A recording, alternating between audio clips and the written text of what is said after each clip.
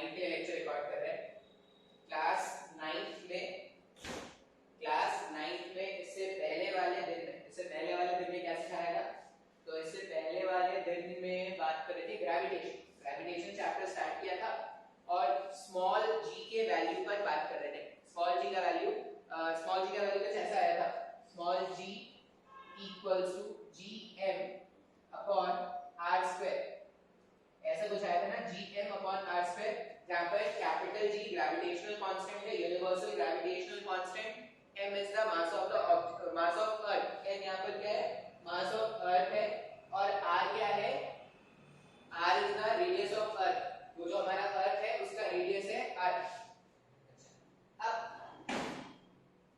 यहाँ पर मैंने एक रफ डेटा आपको बताया था। मेरे को बहुत सारे लोगों ने बोला कि सर आपने जो डेटा दिया है उसमें से g का वैल्यू एग्जैक्टली 9.8 नहीं आ रहा। तो मेरे को जो डेटा याद था ना वो मैंने बता दिया था। अगर वैल्यूज एग्जैक्ट नहीं आ रहा तो आप एग्जैक्ट वैल्यू ले लेना। जैसे g का वैल्यू तो एग्जैक्ट है 6.67 × 10⁻11। मास ऑफ अर्थ मैंने बताया था 6 × 10⁻24 kg, ऐसा कुछ मैंने मास ऑफ अर्थ बताया था। और रेडियस ऑफ अर्थ जो है, जो अप्रोक्सीमेटली मेरे को याद रहता है, वो है 6400 किलोमीटर्स का। तो ये सारे वैल्यूज को जब आप सब्स्टिट्यूट करोगे ना तो you get a value close to 9.8। ऐसा नहीं होगा कि you not get a value close to 9.8। और अगर तुमको लग रहा है कि नहीं सर इसमें वैल्यू नहीं आ रहा है तो तुम एग्जैक्ट वैल्यू रख के देखो, ठीक है। लेकिन still I feel that gme upon r square, इसका अगर आप वैल्यू फाइंड आउट करोगे तो 9.8 के अप्रोक्सीमेट वो आना चाहिए, जो भी है। अब आज क्या करते हैं, ये g का वैल्यू मैंने कैलकुलेट कर लिया था। अर्थ के सरफेस पर g का वैल्यू हमने कैलकुलेट किया था। अच्छा, अब ये जो g का वैल्यू है ना 9.8, ये एक्सेलरेशन ड्यू टू ग्रेविटी है। एक्सेलरेशन ड्यू टू ग्रेविटी मतलब ग्रेविटी के कारण होने वाला एक्सेलरेशन, इसको हम क्या बोल रहे हैं, एक्सेलरेशन ड्यू टू ग्रेविटी। अब हम इसमें ना कुछ न्यूमेरिकल्स देखेंगे। ये g के वैल्यू को यूज करके हम क्या करेंगे, कुछ न्यूमेरिकल्स सॉल्व करना सीखेंगे। अब जो न्यूमेरिकल्स होंगे वो बेसिक काइनेमेटिक्स के न्यूमेरिकल्स हैं या बेसिक मोशन चैप्टर के न्यूमेरिकल्स हैं। तो मोशन चैप्टर में कुछ बेसिक है जो हम शायद आपको याद होगा। सबसे पहला बात जो अपने को याद रखना होता है वो होता है एक्सेलरेशन। एक्सेलरेशन होता है rate of change of velocity, final velocity minus initial velocity divided by time. Acceleration को final velocity minus initial velocity divided by time, ऐसा कुछ लिखना है अपने को। अच्छा, या इसको ऐसा भी लिखते हैं ना, एक्सेलरेशन जो है v - u अपॉन t। इस t वाले टर्म को अगर मैं इधर भेज दूंगा तो a टाइम्स ऑफ t जो है वो v - u के बराबर हो जाएगा। इसका मतलब v stands for final velocity,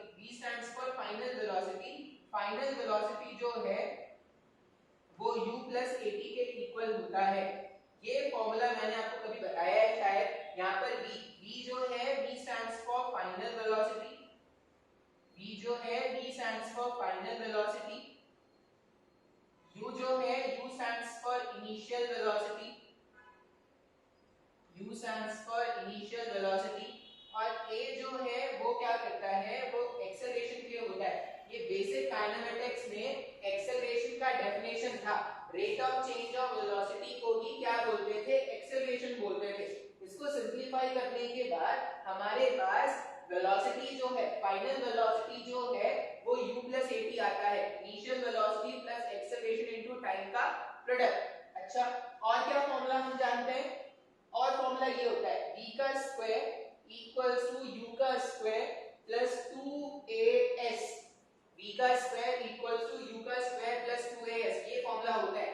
अब यहाँ पर अगर आप देखोगे तो v फिर से फाइनल वेलोसिटी है, u इनिशियल वेलोसिटी है, 2 कांस्टेंट है, a एक्सेलरेशन है, s यहाँ पर डिस्प्लेसमेंट है। s यहाँ पर क्या है, डिस्प्लेसमेंट है। s डिस्टेंस नहीं होता, s यहाँ पर डिस्प्लेसमेंट होता है। एक नोट आप याद रख सकते हो, नोट क्या याद रखना कि when the particle is traveling, when the particle is traveling in a straight line, when when the particle is traveling in a straight line without changing its direction, without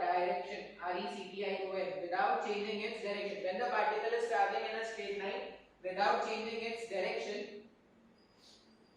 then distance and displacement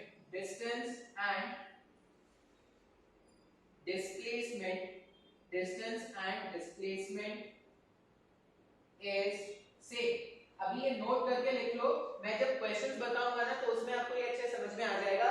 अभी note क्या लिख लेना है अपने को, note ये लिख लेना है कि जब भी पार्टिकल सीधे रास्ते पे चल रहा है, जब भी particle whenever a particle is traveling in a straight line without changing its direction का मतलब है कि वो अपने डायरेक्शन को अगर नहीं चेंज कर रहा, वो हमेशा ही सीधे रास्ते पे चल रहा है, तो जो डिस्टेंस होगा वही डिस्प्लेसमेंट का भी वैल्यू होगा।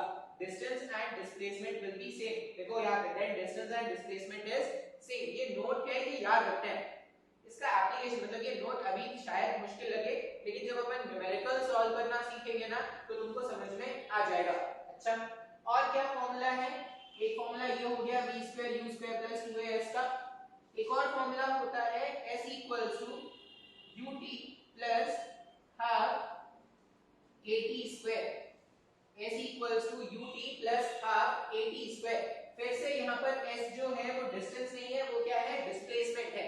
याद रखेंगे ये जो s है, s क्या है? डिस्प्लेसमेंट है, डिस्टेंस नहीं है। आई होप तुमको डिस्प्लेसमेंट और डिस्टेंस का मतलब समझ में आता है। जैसे अगर एक सिंपल सा एग्जांपल लूं ना, मान लो ऐसा है, ये पॉइंट है A, ये पॉइंट है B। पार्टिकल जो है वो इस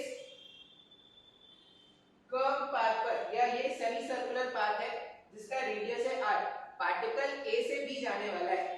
अब पार्टिकल A से B जाएगा तो डिस्टेंस का मतलब होता है जो भी लेंथ वो एक्चुअल में कवर करेगा। पार्टिकल मूव करने के लिए जो भी लेंथ एक्चुअल में कवर करेगा उसे हम क्या बोलते हैं? डिस्टेंस। जैसे पार्टिकल A से B इस तरह के रास्ते से जा रहा है, ऐसे घूम के सेमी सर्कल में मूव करता हुआ जा रहा है, तो सेमी सर्कल का जो लेंथ होगा ना वही पार्टिकल का डिस्टेंस होगा। लेकिन डिस्प्लेसमेंट क्या होता है? डिस्प्लेसमेंट होता है shortest distance from initial point two final point. अब देखो पार्टिकल ने स्टार्ट यहां से किया, ये इसका इनिशियल पॉइंट है, और फाइनली पार्टिकल को बी पॉइंट पर आना है जो उसका फाइनल पॉइंट है। अब इनिशियल पॉइंट और फाइनल पॉइंट को ज्वाइन करने वाला जो स्ट्रेट लाइन है, जो रेड से मैंने बनाया है, इनिशियल पॉइंट और फाइनल पॉइंट को ज्वाइन करने वाला जो स्ट्रेट लाइन है जो रेड से बनाया गया है, वो डिस्प्लेसमेंट है। पार्टिकल किसी भी पाथ से चले, पार्टिकल ऐसे चले, पार्टिकल ऐसे ऐसे ऐसे ऐसे घूम के चले, पार्टिकल कोई भी पाथ में मूव करे, डिस्प्लेसमेंट हमेशा straight line joining initial point and final point होता है। ठीक है, तो पार्टिकल जो है वो यहां से यहां चला, पार्टिकल अगर यहां से यहां चला तो हम क्या बोलेंगे? जैसे पार्टिकल अगर सीधे रास्ते में चलता है ना A से B, जैसे अभी तो इस वाले में मैंने बोला कि पार्टिकल सेमी सर्कल में होके ऐसा चल रहा है, तो ये डिस्टेंस हो गया, ये लेंथ होता है वो डिस्टेंस होता, और यहां से यहां का जो लेंथ होता है वो डिस्प्लेसमेंट होता। लेकिन अगर ऐसा हो जाए कि पार्टिकल A से B सीधा सीधा चल गया, तो पार्टिकल का जो डिस्टेंस है वही डिस्प्लेसमेंट होगा क्या? हाँ या ना? हमने आपको ये नोट करके भी लिखाया है कि अगर पार्टिकल सीधा सीधा चल रहा है विदाउट चेंजिंग इट्स डायरेक्शन, तो जो उसका डिस्टेंस होगा वही उसका डिस्प्लेसमेंट भी होगा। तो यहाँ पर अगर आप देखोगे तो A से B ऐसे चल रहे थे, ये डिस्टेंस है और यही डिस्प्लेसमेंट भी होता। आई होप ये डिस्टेंस डिस्प्लेसमेंट समझ में आया है। इसे मैंने पहले भी कभी तुमको पढ़ाया है, शायद 8 में या 9 में कभी तो पढ़ाया था मैंने। अब ये कुछ फॉर्मूलाज थे, ये मोशन वाले चैप्टर में कुछ फॉर्मूलाज थे जो हमने पढ़े हैं। v equals to u plus at, s equals to ut plus half at square, v square u square plus 2s। अगर नहीं भी पढ़ा है तो बस ये सब याद रख लेना। अभी ये फॉर्मूला के जैसे याद रख लेना, और इसमें जो टर्म्स आते हैं ना वो इंपॉर्टेंट है। जैसे सबसे इंपॉर्टेंट टर्म जो सबसे ज्यादा कंफ्यूजिंग होता है वो होता है एक्सेलरेशन। अब इतना बस याद रखना कि किसी भी पार्टिकल के पास अगर एक्सेलरेशन अगर पार्टिकल है और पार्टिकल के पास अगर एक्सेलरेशन है, मतलब समय के साथ उस पार्टिकल की वेलोसिटी बदलती जाएगी। अपने को याद क्या रखना है, जैसे मैं बोलूं कि पार्टिकल है, जैसे तुमने जब तुम बाइक या स्कूटी चलाते होगे, स्कूटी में ज्यादा आसान होता है पता करना, तो स्कूटी में क्या होता है, कोई क्लच वगैरह तो कुछ होता नहीं है, एक एक्सेलरेटर होता है, एक एक्सेलरेटर होता है, और अगर अपने को मूव करना होता है तो अपन एक्सेलरेटर को बढ़ाते हैं। स्टार्टिंग में क्या होता है, स्कूटी रेस्ट पे रखी है, आराम से रखा हुआ है।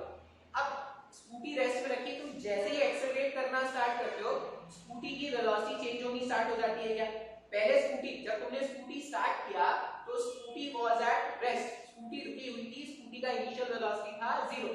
अब तुम जैसे ही वो जो एक्सेलरेटर होता है, तुम जैसे ही एक्सेलरेट करना स्टार्ट करते हो, स्कूटी का वेलोसिटी चेंज होना स्टार्ट होता है और स्कूटी मूव करना स्टार्ट करती है। नोटिस किया होगा, जितना ज्यादा एक्सेलरेटर कर देते हैं उतना ज्यादा स्पीड से स्कूटी भागती है। क्या स्टार्टिंग में जब कोई स्कूटी चलाना या बाइक चलाना सीखता है तो उसको वही मैनेज करना है कि कितना एक्सेलरेटर लेना है। अगर अचानक से बहुत ज्यादा एक्सेलरेटर ले लोगे तो स्कूटी उड़ के चली जाएगी कहीं पर।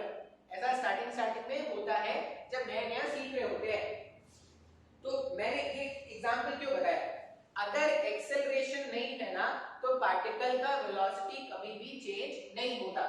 अगर एक्सेलरेशन नहीं है मतलब पार्टिकल का वेलोसिटी चेंज नहीं होगा। जैसे मान लो मैं बोलूं कि एक पार्टिकल है जो रेस्ट में रखा है और इसके पास एक्सेलरेशन नहीं, अगर एक्सेलरेशन नहीं है मतलब मैंने पार्टिकल पर फोर्स नहीं लगाया ना। जैसे फोर्स क्या होता है, फोर्स मास इनटू एक्सेलरेशन होता है, ये सब समझना है, रिलेट करने की कोशिश करना है। ये सब एक्सेलरेशन क्या है या फोर्स क्या होता है, मास इनटू एक्सेलरेशन। किसी भी प्रैक्टिकल ऑब्जेक्ट का मास 0 नहीं होता। अब किसी भी प्रैक्टिकल ऑब्जेक्ट का मास 0 नहीं है, मैंने बोला कि ऑब्जेक्ट पे जो अप्लाइड फोर्स है वो 0 है। अब अगर मास 0 नहीं हो सकता इसका मतलब एक्सेलरेशन 0 है क्या। तो अगर किसी ऑब्जेक्ट का एक्सेलरेशन 0 है इसका मतलब उसके वेलोसिटी में कोई बदलाव नहीं आएगा। मतलब अगर वो रुका हुआ था तो वो रुका ही रहेगा। ये फर्स्ट लॉ से मैच कर रहा है क्या, फर्स्ट लॉ यही बोलता था ना। फर्स्ट लॉ जब हमने पढ़ा था न्यूटन लॉज ऑफ मोशन में, तो हमने बोला था कि कोई भी ऑब्जेक्ट तभी मूव कर सकता है जब आप उस पे बाहर से एक एक्सटर्नल फोर्स लगाओगे। अगर तुम फोर्स नहीं लगाओगे तो वो जो पार्टिकल है वो मूव नहीं करने वाला। ऐसा हमने पढ़ाया था ना आपको, आपने पढ़ा भी होगा, याद भी होगा। तो वही तो बोल रहे हैं ना कि पार्टिकल अगर रेस्ट में रखा है और अगर तुम चाहते हो कि वो चले, वो अब रेस्ट में रखा है तो इनिशियल वेलोसिटी 0 है। अगर तुम चाहते हो कि वो पार्टिकल मूव करे, वो चले, मतलब उसके पास कोई वेलोसिटी आ जाएगा क्या, अगर वो चलना स्टार्ट कर देगा तो। अब अगर पहले उसका वेलोसिटी 0 था, बाद में उसका वेलोसिटी मुझे 10 मीटर पर सेकंड का चाहिए, मतलब फोर्स अप्लाई करना पड़ेगा। फोर्स अप्लाई करोगे मतलब आप एक्सेलरेशन क्रिएट कर रहे हो। क्या बात समझ में आ रहा है। तो आपको ये समझना पड़ेगा कि अगर किसी भी पार्टिकल के पास एक्सेलरेशन है इसका मतलब उस पार्टिकल का वेलोसिटी जो है वो चेंज होगा। ये आपको नोट करके लिख लेना है। अगर एक्सेलरेशन है तो पार्टिकल का वेलोसिटी चेंज होगा, ये नोट करके लिख लोगे, ठीक है। Final velocity, initial velocity I hope आपको समझ में आ गया होगा। जब आपने मोशन को एनालाइज करना स्टार्ट किया उस समय पार्टिकल का जो वेलोसिटी है that is known as initial velocity. और जब आप क्या करते हो, पार्टिकल को चला के छोड़ देते हो, कुछ टाइम के बाद जब उसका वेलोसिटी देखोगे तो वो क्या होता है, फाइनल वेलोसिटी। बात क्लियर है क्या। इतना आई होप इतना कोई मुश्किल था नहीं। ये सब हमने पहले भी बहुत बार सुना हुआ होगा। Acceleration v u t s ये सारी बातें सुनी हुई, ये नहीं सुना होगा शायद। s जो v square u square plus 2s, यहाँ पर जो s है वो डिस्टेंस नहीं है, वो हमेशा याद रखना वो क्या है, डिस्प्लेसमेंट है। तो फिर डिस्टेंस कैसे कैलकुलेट करेंगे सर, तो डिस्टेंस कैलकुलेट करना भी मैं आपको बताऊंगा। अभी हम कुछ फ्री फॉल वाले क्वेश्चन सॉल्व करेंगे जिसमें आपको डिस्टेंस और डिस्प्लेसमेंट दोनों फाइंड आउट करने को सिखाया जाएगा। तो एक एक करके हम क्या करते हैं, क्वेश्चन को एनालाइज करना स्टार्ट करते हैं। इतना स्क्रीन पॉज करके नोट कर लो, स्क्रीन पॉज कर लेना, नोट कर लेना।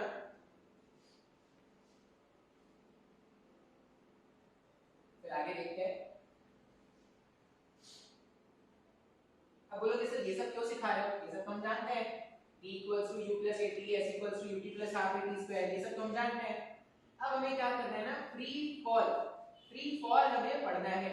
अब फ्री फॉल का मतलब क्या होता है कि जब भी किसी पार्टिकल को ग्रेविटी में छोड़ दिया गया मूव करने के लिए, ऐसा समझो किसी पार्टिकल को अगर अर्थ के ग्रेविटेशनल पुल के कारण मूव करने के लिए छोड़ दिया गया है, उसके मोशन को, पार्टिकल के मोशन को क्या बोलेंगे, फ्री फॉल। या ऐसा समझ लो फ्री फॉल में लिख लेना motion of any object because of acceleration due to gravity, motion of any object because of acceleration due to gravity is known as free fall। तुम्हारे स्कूल के एग्जाम में ये क्वेश्चन पूछते हैं वो कि फ्री फॉल का मतलब क्या है बतलाइए। तो फ्री फॉल का मतलब आप क्या बताइएगा, फ्री फॉल का मतलब आप बताइएगा कि किसी भी पार्टिकल को अगर अर्थ के ग्रेविटेशनल फोर्स के कारण मूव करने के लिए छोड़ दिया गया है तो उस तरह के मोशन को हम क्या बोलते हैं, फ्री फॉल।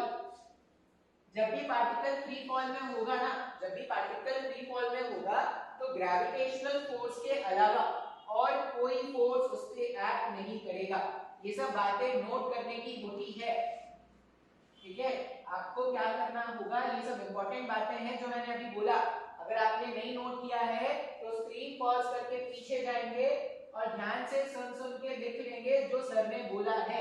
सर ने क्या बोला कि कोई भी पार्टिकल को अगर ग्रेविटेशनल फोर्स के कारण मूव करने के लिए छोड़ दिया जाए तो उस पार्टिकल के मोशन को ही क्या बोलते हैं, फ्री फॉल। ठीक है, ये हिंदी डेफिनेशन हो गया। अंग्रेजी में, इंग्लिश में क्या बोलेंगे, इंग्लिश में बोलेंगे a particle who is moving, a particle which is moving in the influence of gravitational force of earth is known as free fall। The motion of the particle is known as free fall। बात समझ में आ रहा है। अब free fall जानने के लिए ना हमें एक साइन कन्वेंशन जानना पड़ता है।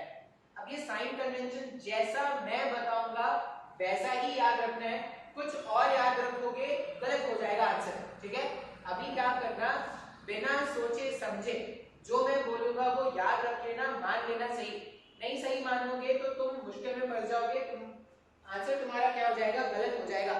तो जो भी मैं आपको सिखाऊंगा वो एकदम ध्यान से सीखना है और याद रख लेना है। साइन कन्वेंशन क्या मानेंगे, कुछ भी डिस्टेंस या कुछ भी वैल्यू, डिस्टेंस, स्पीड, वेलोसिटी अगर ऊपर के साइड में, कुछ भी स्पीड, वेलोसिटी, टाइम जो भी है, और टाइम तो नहीं, स्पीड, वेलोसिटी, एक्सेलरेशन अगर ऊपर के साइड में है तो उसको मान लेना पॉजिटिव। ठीक है, कुछ भी वैल्यू, कोई भी वैल्यू, जैसे ग्राफ पेपर होता था ना तो हम ओरिजिन से ऊपर कुछ भी मानते थे तो वो y का पॉजिटिव बोलते थे, और ओरिजिन से नीचे कुछ भी लेते थे तो वो y का नेगेटिव होता है क्या। तो वैसा ही आपको याद रखना है। आप क्या करना, ग्राउंड से कुछ भी ऊपर की तरफ जाता रहेगा तो उसको मान लेना पॉजिटिव, और ग्राउंड से कुछ भी नीचे की तरफ जाता रहेगा तो उसको मान लेना नेगेटिव। हाँ या ना, ग्राउंड से कुछ भी ऊपर की तरफ पॉजिटिव है और ग्राउंड से कुछ भी नीचे की तरफ नेगेटिव है। जैसे अगर मैं एग्जांपल बोलूं, मान लो ये अर्थ का सरफेस था और मैंने एक पार्टिकल को u इनिशियल वेलोसिटी से ऊपर फेंका है। ठीक है, ये हमारे पास अर्थ का सरफेस था और मैंने एक पार्टिकल को u इनिशियल वेलोसिटी से ऊपर फेंका। अब पार्टिकल को अगर ऊपर फेंकना है तो तुमको इनिशियल कुछ वेलोसिटी देना पड़ेगा। ऐसा तो नहीं होता कि ऐसे पार्टिकल को हवा में ऐसे हाथ में रखा था और वो खुद ब खुद उड़ गया, ऐसा तो कभी नहीं होता है। उसको आपको ऊपर ऐसे थ्रो करना पड़ता है। तो पार्टिकल को थ्रो करने के लिए मैंने इसको एक इनिशियल वेलोसिटी दिया u। ठीक है, अब अगर तुमने इसको इनिशियल वेलोसिटी u का दिया, ध्यान से देखना जो मैं बोलूंगा, अगर तुमने इसको इनिशियल वेलोसिटी u का दिया है तो ये क्या करेगा, इसका मोशन कैसा होगा, ये ऊपर जा रहा है, ऊपर जा रहा है, ऊपर जा रहा है, ऊपर जा रहा है। अब ये ऊपर जाते जाते ऊपर जाते जाते भगवान के पास पहुंच जाता है क्या, नहीं सर ऐसा तो नहीं होता। वो क्या करता है, ऊपर जाते जाते जाते जाते ऐसा पॉइंट आता है जहां पर वो रुक जाता है। ठीक है, अब इसके मोशन को थोड़ा ध्यान से समझेंगे। अगर मैंने इसको एक वैल्यू दे देते हैं, वो ज्यादा अच्छा होगा समझाने के तौर पर। मान लो u का वैल्यू ना 30 मीटर पर सेकंड है। u जो है इनिशियल वेलोसिटी जो है, जो यहां से मैंने ऐसे ऊपर की तरफ फेंका है, वो कितने स्पीड से फेंका, 30 मीटर पर सेकंड के स्पीड से मैंने पार्टिकल को ऊपर फेंका है। अच्छा, अब अगर मैंने पार्टिकल को ऊपर फेंका 30 मीटर पर सेकंड के स्पीड से, तो इनिशियल वेलोसिटी इस पर कितना है, 30। अच्छा, अब पार्टिकल जब ऊपर जा रहा है तो अर्थ क्या करेगा? अर्थ किसी भी पार्टिकल को अपनी तरफ खींचता है। अर्थ जो है वो किसी भी पार्टिकल को अपनी तरफ खींच रहा है। तो अगर फोर्स नीचे की तरफ है, अगर फोर्स पार्टिकल पे लगने वाला फोर्स अगर नीचे की तरफ है, मतलब पार्टिकल पर लगने वाला एक्सेलरेशन भी नीचे की तरफ होगा क्या?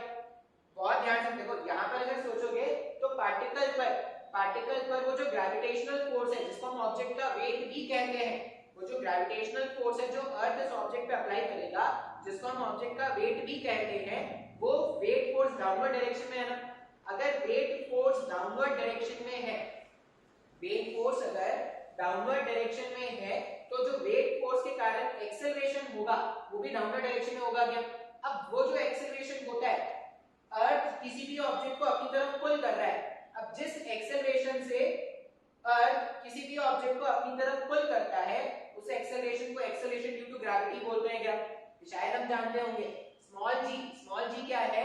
तो स्मॉल जी, कोई भी तुमसे पूछे कि भाई स्मॉल जी क्या है, तो तुम क्या बोलना कि अर्थ किसी भी ऑब्जेक्ट को अपने सेंटर की तरफ पुल कर रहा है। अब अगर अर्थ उसको अपने सेंटर की तरफ पुल कर रहा है, इसका मतलब जो फोर्स है वो अर्थ के सेंटर की तरफ है। अब बिकॉज ऑफ दिस फोर्स, वो जो फोर्स ऑफ ग्रेविटेशन था अर्थ के सेंटर के तरफ, उसके कारण से ऑब्जेक्ट के पास एक एक्सेलरेशन आता है जो डाउनवर्ड डायरेक्शन में दिखाते हैं। तो अगर कोई आपसे पूछे कि ये ऑब्जेक्ट जो था उसमें एक्सेलरेशन किस डायरेक्शन में है, तो एक्सेलरेशन डाउनवर्ड डायरेक्शन में है और कितना होगा, तो g का एक्सेलरेशन होगा। बात समझ में आ रहा है? अच्छा, अभी ये डायग्राम देखो ध्यान से। अगर आप देखोगे तो पार्टिकल का जो इनिशियल वेलोसिटी है वो ऊपर है और पार्टिकल का एक्सेलरेशन जो है वो नीचे है। आपको फिर से एक पॉइंट याद रखना है। पॉइंट क्या याद रखोगे? अगर पार्टिकल के चलने की टेंडेंसी, अगर पार्टिकल के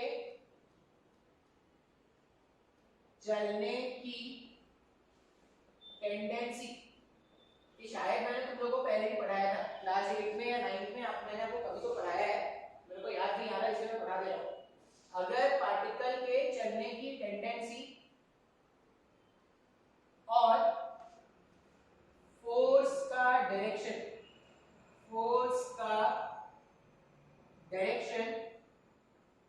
ऑपोजिट है, अगर पार्टिकल के चलने की टेंडेंसी और फोर्स का डायरेक्शन ऑपोजिट है, इसका मतलब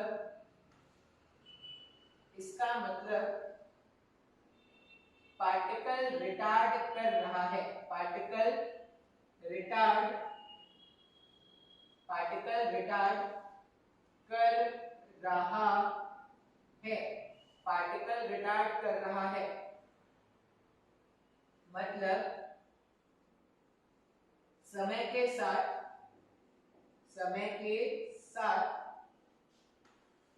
पार्टिकल की वेलोसिटी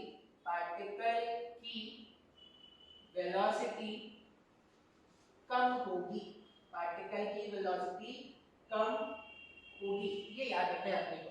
हमने क्या बोला कि अगर पार्टिकल के चलने की टेंडेंसी और फोर्स का डायरेक्शन, पार्टिकल की चलने की टेंडेंसी, पार्टिकल जिधर चल रहा है, और फोर्स का डायरेक्शन, उस पे लगने वाला फोर्स, अगर दोनों ऑपोजिट डायरेक्शन में है, इसका मतलब पार्टिकल रिटार्ड करेगा, पार्टिकल में रिटार्डेशन होगा। और अगर पार्टिकल में रिटार्डेशन है तो पार्टिकल की वेलोसिटी का मैग्नीट्यूड, या वेलोसिटी लिखोगे हमारे सिलेबस के हिसाब से वेलोसिटी का मैग्नीट्यूड ही होता है, वेलोसिटी कम होगी। जैसे इस वाले केस में देखो, पार्टिकल को ऊपर लिखा मतलब पार्टिकल की चलने की टेंडेंसी ऊपर है और पार्टिकल पे लगने वाला फोर्स नीचे, तो चलने की टेंडेंसी ऊपर, फोर्स नीचे, दोनों अलग-अलग डायरेक्शन में है क्या? अगर दोनों अलग-अलग डायरेक्शन में है मतलब यहां पर क्या होना है, रिटार्डेशन होना है। अब अगर यहां पर रिटार्डेशन होना है, इसका मतलब समय के साथ इसका जो वेलोसिटी है वो कम होगा क्या? अब ये एक्सेलरेशन कितना है, तो एक्सेलरेशन 10 मीटर पर सेकंड स्क्वायर का है। ये जो एक्सेलरेशन ड्यू टू ग्रेविटी जो 9.8 होता है, हम इजी कैलकुलेशन के लिए इसको 10 मीटर पर सेकंड स्क्वायर का मानते हैं।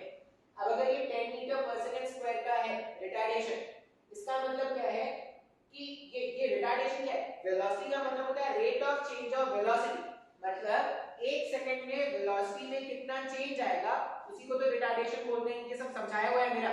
अब यहाँ पर अगर रिटार्डेशन का रेट 10 मीटर पर सेकंड स्क्वायर का है, मतलब एक सेकंड में वेलोसिटी जो है वो 10 मीटर पर सेकंड से चेंज हो जाएगा। अगर रिटार्डेशन है तो वेलोसिटी कम कर देंगे, अगर एक्सेलरेशन होगा तो वेलोसिटी बढ़ा देंगे। जैसे अभी तो यहाँ पर क्या है, रिटार्डेशन है। कितने का रिटार्डेशन है, 10 मीटर पर सेकंड स्क्वायर का रिटार्डेशन है। इसका मतलब हर एक 1 सेकंड के बाद पार्टिकल का वेलोसिटी 10 मीटर पर सेकंड से कम कर देंगे। जैसे अभी कितना है, 30 मीटर पर सेकंड है, t = 0 सेकंड पर जब आपने फेंका तब उसका वेलोसिटी कितना है, 30 मीटर पर सेकंड का। एक सेकंड बाद, फेंकने के एक सेकंड बाद इसका वेलोसिटी 20 हो जाएगा। सर आपको कैसे पता चला, ये रिटार्डेशन है ना। रिटार्डेशन क्या करेगा, इसके वेलोसिटी को कम करेगा। कितने से कम करेगा, तो हर एक सेकंड में 10 से कम करेगा। अब अगर t = 0 पर 30 मीटर पर सेकंड का इनिशियल वेलोसिटी था, तो t = 1 सेकंड पर वो 20 हो जाएगा, t = 2 सेकंड पे वो 10 हो जाएगा, और t = 3 सेकंड पे वो 0 हो जाएगा। क्या हाँ या ना। अब जैसे ही पार्टिकल का वेलोसिटी 0 हुआ, पहले वो ऊपर जा रहा था, ये जो पार्टिकल था वो पहले ऊपर जा रहा था। क्यों ऊपर जा रहा था, क्योंकि ऊपर के डायरेक्शन में इसके पास एक वेलोसिटी था। अब जैसे ही इस पॉइंट पर पहुंचा, यहाँ पर इसका वेलोसिटी 0 हो गया ना। 3 सेकंड के बाद हमने क्या देखा, टाइम 3 सेकंड के बाद इसका जो वेलोसिटी है वो 0 हो गया। क्यों 0 हुआ, क्योंकि यहाँ पर क्या था, रिटार्डेशन। अब ये पार्टिकल वहां हवा में रुका रहेगा क्या, नहीं। ऐसा तो नहीं होता ना कि तुमने पार्टिकल फेंका वो हवा में ही तैर रहा है, ऐसा तो नहीं होता, वो नीचे गिरता है क्या। अब अगर ध्यान से देखोगे, मान लो पार्टिकल यहाँ पर है, अभी इसका वेलोसिटी क्या है, 0। अब पार्टिकल के चलने की टेंडेंसी भी इस तरफ है और फोर्स भी इस तरफ है, मतलब पार्टिकल का वेलोसिटी भी इस तरफ है और एक्सेलरेशन भी इसी तरफ है। एक्सेलरेशन ड्यू टू ग्रेविटी, ये भी डाउनवर्ड डायरेक्शन में, और वेलोसिटी जो है वो भी डाउनवर्ड डायरेक्शन। अब अगर मेरे पास ये ऐसा था कि दोनों अलग अलग डायरेक्शन में थे तो रिटार्डेशन होता था। अगर दोनों सेम डायरेक्शन में होंगे, अगर फोर्स और चलने की टेंडेंसी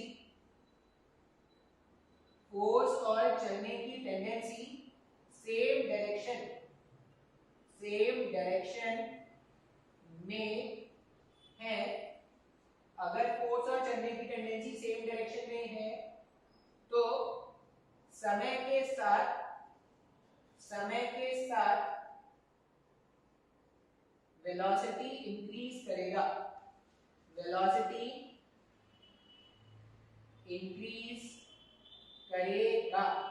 बात समझ में आ रहा है। जैसे जब मैं t = 3 सेकंड के बाद देखूंगा ना, 0 से 3 सेकंड तक रिटार्डेशन था। क्यों रिटार्डेशन था, पार्टिकल जाना ऊपर चाहता है, अर्थ उसको नीचे खींच रहा है, तो चलने की टेंडेंसी ऊपर, फोर्स नीचे, तो रिटार्डेशन।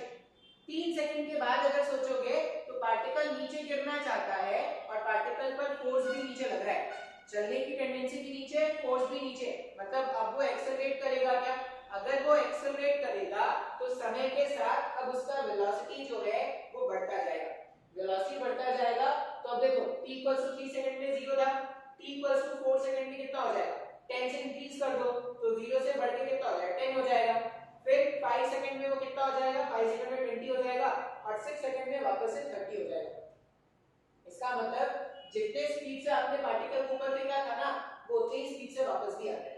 बात समझ में आया है क्या। ये एग्जांपल एकदम ध्यान से समझना, शायद मैंने पहले भी ऐसा कुछ समझाया है। अगर आपको अभी नहीं समझ में आ रहा है तो पहले वाले लेक्चर को देखना। ये मैंने एक्सेलरेशन, देखो एक्सेलरेशन और रिटार्डेशन, ऐसा मत सोचना कि एक्सेलरेशन का मतलब होता है पॉजिटिव वैल्यू ऑफ एक्सेलरेशन और रिटार्डेशन का मतलब होता है नेगेटिव वैल्यू ऑफ एक्सेलरेशन। ये एकदम ही गलत सोचना है। एक्सेलरेशन का मतलब है, ये याद रख लेना, एक्सेलरेशन है कि चलने की टेंडेंसी और फोर्स अगर सेम डायरेक्शन में है तो वो एक्सेलरेशन है, चलने की टेंडेंसी और फोर्स अगर ऑपोजिट डायरेक्शन में है तो वो रिटार्डेशन। जैसे मान लो ये मेरे पास ग्राउंड था और ये टॉप मोस्ट पॉइंट था, जी से जब पार्टिकल T पॉइंट तक जा रहा है ना, ग्राउंड से जब पार्टिकल टॉप मोस्ट पोजीशन तक जा रहा है तो वहां पर रिटार्डेशन, लेकिन जब T से G तक आएगा ना तो पार्टिकल जो है वो एक्सेलरेट। अब साइन कन्वेंशन के साथ कैसे ये सब वैल्यूज लिखेंगे वो नेक्स्ट क्लास में देखते हैं, आज इतना ही रहने देते हैं, ठीक है। आई होप ये समझ में आया होगा, कोई नया नहीं बताया मैंने, ऐसा कुछ तुम पहले से भी